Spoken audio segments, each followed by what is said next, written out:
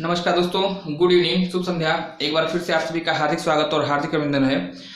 उत्तर प्रदेश माध्यमिक शिक्षा सेवा चयन आयोग टीजीटी और पीजीटी की परीक्षा का आयोजन किया जाना है और साथ ही साथ पूरी संभावना है कि एलटी ग्रेड के भी विज्ञापन आपके अगले महीने आपके आ जाने चाहिए, है ना।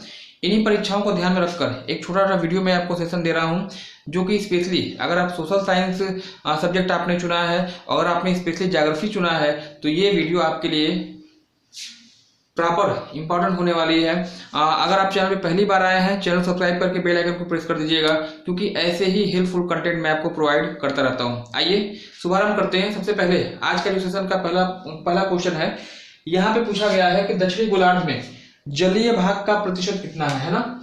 दक्षिणी गोलार्ध में जलीय भाग का प्रतिशत कितना है? क्या यह 51% है, क्या यह 61% है, क्या यह 71% है या फिर 81% है? तो दोस्तों मैं आपको बता दूं कि विषुवत रेखा कहिएगा या भूमध्य रेखा कहिए, जिसको आप दिखाते हैं 0 डिग्री अक्षांश रेखा से, अक्षांश वृत्त से पृथ्वी को 2 बराबर भागों में विभाजित करती है ना। विषुवत रेखा पृथ्वी को 2 भाग में डिवाइड करती है। ऊपर का हिस्सा उत्तरी गोलार्ध होगा और इसके नीचे का पोर्शन जो है वह दक्षिणी गोलार्ध होता है। पूछा गया है दक्षिणी गोलार्ध में जल का प्रतिशत कितना है। एक फैक्ट मैं आपको और बता दूं कि उत्तरी गोलार्ध में स्थलीय क्षेत्र आपके ज्यादा पाए जाते हैं, है ना। उत्तरी गोलार्ध में, जिसमें हमारा देश आपका है, उसमें स्थलीय क्षेत्र का परसेंटेज क्या है, अधिक है। और कितना है?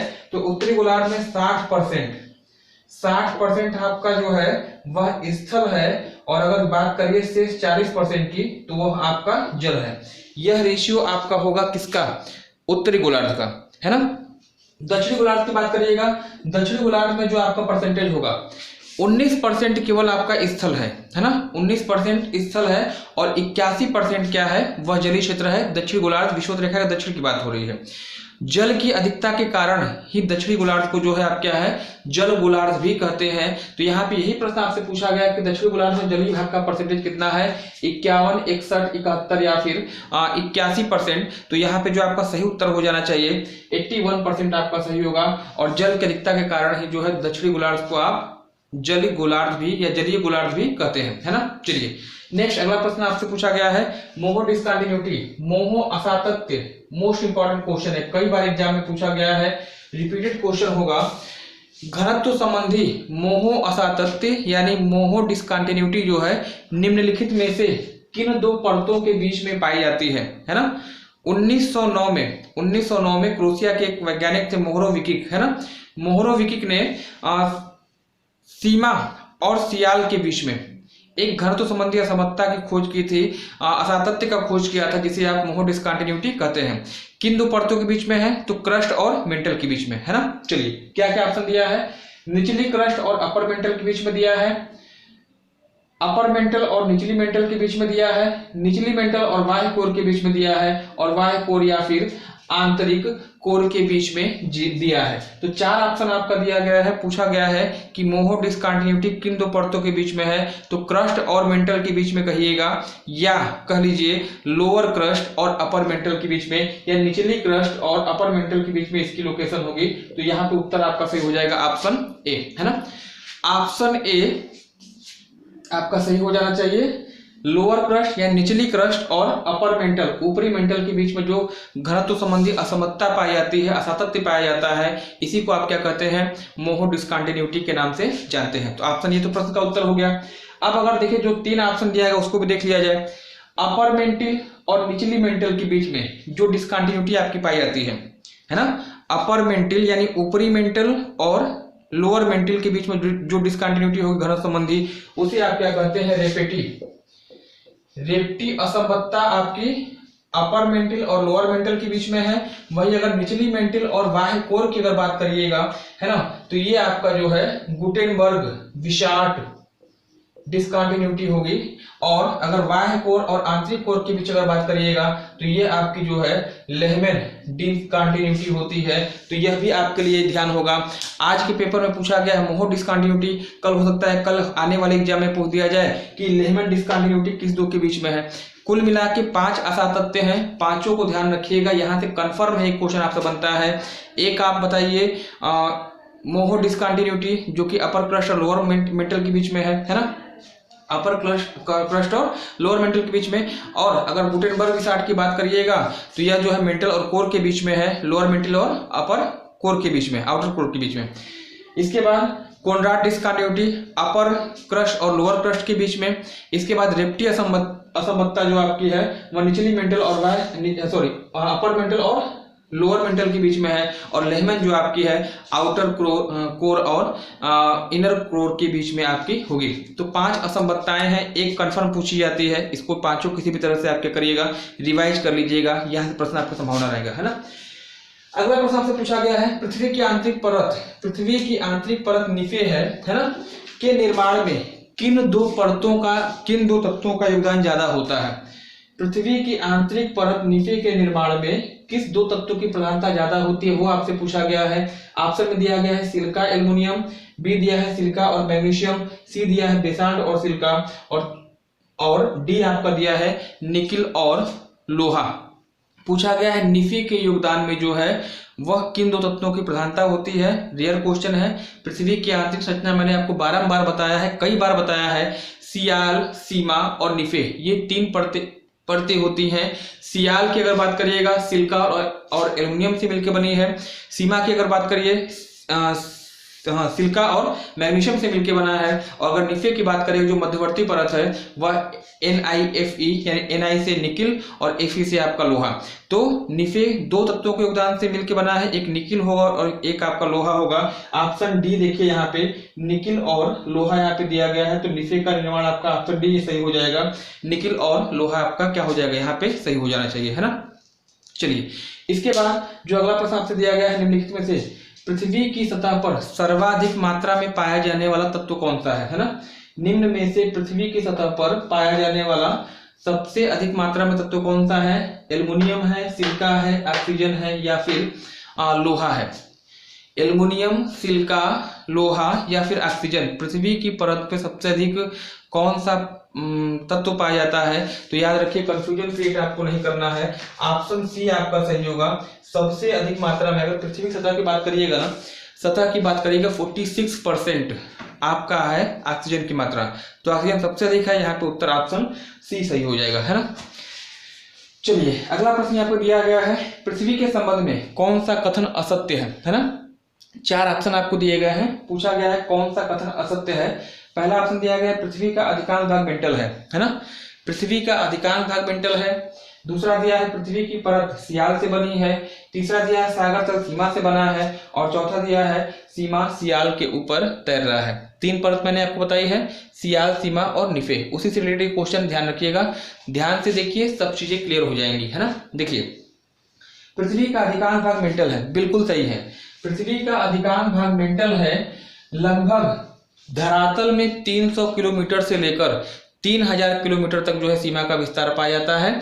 मैक्सिमम एरिया आपका है और एक लिक्विड फॉर्म है, सिलिका और मैग्नीशियम से मिलकर बना है। तो पहला तो कथन आपका बिल्कुल सही है, इसमें कोई असत्य होने की बात ही नहीं। असत्य पूछा है ना, पहले असत्य को क्लियर करिए तो फिर दिक्कत हो जाएगी, है ना। अधिकांश भाग मेंटल है, ये बात सही है। दूसरा दिया है पृथ्वी की परत सियाल से बनी है। अपर जो लेयर है सियाल, सिलिका और एल्युमिनियम से मिलकर बनी है। निश्चित रूप से ये भी आपका कथन क्या होगा, सही होगा, है ना। ऑप्शन बी भी आपका सही है। सागर तल जो है सीमा से मिलकर बने हैं। सिलिका और मैग्नीशियम जो लिक्विड फॉर्म है आपका, सिलिका और मैग्नीशियम से मिलकर बने हैं लिक्विड फॉर्म में, तो ऑप्शन सी भी यहाँ पे क्या है, सही है। अब चौथा ऑप्शन देखिए क्या दिया है, सीमा जो है वह सियाल के ऊपर तैर रहा है ना। तैरेगा कौन, जो ठोस होगा। और मैंने आपको कई बार बताया है सीमा तैर नहीं सकता है, क्योंकि वह क्या है, लिक्विड फॉर्म में है। किसी लिक्विड फॉर्म के ऊपर ही तो कोई ठोस परत तैरती है भाई। नाव जो आपकी है ठोस होती है, पानी के ऊपर तैरती है। तो ये कहिए कि नाव पानी के ऊपर तैरती है, बात समझ में आती है। अब ये कहिए कि अगर पानी नाव पर तैर रहा है तो क्या संभव है, नहीं। तो सेम कंडीशन वही है, सीमा लिक्विड फॉर्म है, सियाल के ऊपर तैर रहा है, ये किसी भी हालत में नहीं हो सकता है। ऑप्शन ये कथन होना चाहिए कि सीमा जो है सियाल जो है वह सीमा नाम के पदार्थ पर तैर रहा है, ये सही होना चाहिए। जबकि सीमा को तैरने की बात कर रहा है, यानी ऑप्शन डी यहाँ पे क्या हो जाएगा, सही हो जाएगा। यह कथन आपका असत्य होगा, है ना। चलिए नेक्स्ट अगला प्रश्न आपसे पूछा गया है पृथ्वी के अंदर कितने मीटर की गहराई पर 1 डिग्री तापमान में वृद्धि होती है ना। पृथ्वी के अंदर 1 डिग्री तापमान में वृद्धि, कितनी गहराई पर जाने पर 1 डिग्री तापमान बढ़ता है। 165 मीटर दिया है, 132 मीटर दिया है, 232 दिया है और केवल 32 मीटर दिया है। कितने मीटर की गहराई पर 1 डिग्री तापमान बढ़ता है यह आपसे पूछा गया है। तो ध्यान रखिएगा, यदि हम पृथ्वी से धरातल से ऊपर की तरफ बढ़ते हैं तो प्रत्येक 165 मीटर की हाइट पर जो है 1 डिग्री तापमान कम होता है। पृथ्वी को छोड़कर वायुमंडल में ऊपर जाइएगा ना, तापमान कम होगा। किस रेशियो से होगा? 165 मीटर की ऊंचाई पर 1 डिग्री तापमान कम होता है, स्पेशली क्षोभ मंडल में, और इसे आप कहते हैं सामान्य तापमान ह्रास की दर, है ना। चलिए, पूछा है अंदर जाने पे कितने डिग्री तापमान वृद्धि होती है। तो 32 मीटर की गहराई पे जाइएगा तो 1 डिग्री तापमान क्या होता है आपका, बढ़ जाता है। तो यहाँ पे ऑप्शन डी क्या हो जाएगा, ऑप्शन डी क्या हो जाएगा, यहाँ पे सही हो जाना चाहिए, है ना।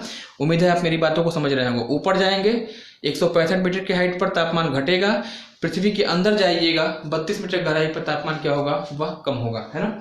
चलिए, फिलामेंट शब्द का प्रयोग जो है वह किस परिकल्पना में किया गया है ना। टीजीटी का पेपर है, पीजीटी का पेपर है या एलटी ग्रेड का पेपर है, ऐसे क्वेश्चन आपको मिलते हैं। इन प्रश्नों से आपको घबराना नहीं है ना, बेसिक है। फिलामेंट शब्द का प्रयोग किस परिकल्पना में किया गया है? ऑप्शन दिया है, ग्रहाणु परिकल्पना है, ज्वारीय परिकल्पना है, निहारिका परिकल्पना है या फिर अंतरतारक धूल परिकल्पना है। किस हाइपोथेसिस में मुख्य चीज के लिए फिलामेंट शब्द का प्रयोग किया गया है?